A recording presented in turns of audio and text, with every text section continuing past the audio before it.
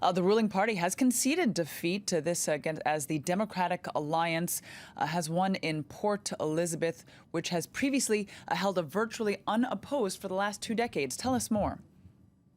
That is absolutely correct. And while results show that the ANC still enjoys overwhelming support nationally, they've lost significant support in big metros.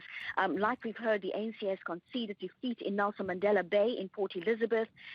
They're still holding on to their hopes in big metros like Johannesburg and Pretoria, but they are neck and neck with the opposition Democratic Alliance. And this is very, very important. This is probably the hotly contested election that we've had since democracy. The ANC has really, really taken a knock, and they're going to have to do a lot of soul-searching and damage control after tomorrow.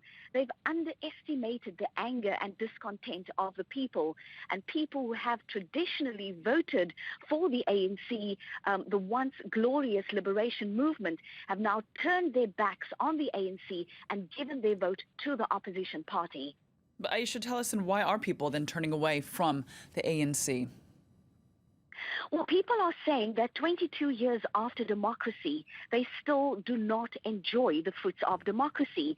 They say they still don't have clean water, electricity. They live in abject poverty. They still do not have proper housing.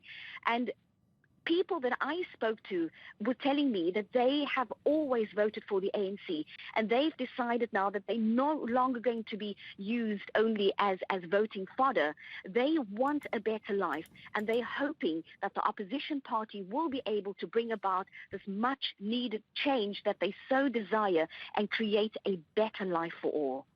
Aisha, once again, we are waiting for the final results and tally to come in from the vote. But what are people saying in terms of an indication for the national elections that'll be held in 2019? Well, people are saying that this is a test run for the 2019 elections. The ANC is going to have to regroup and look and see where they went wrong and how they can improve. Because if trends for this election is anything to go by, then the ANC really is at risk of losing even bigger in the 2019 elections.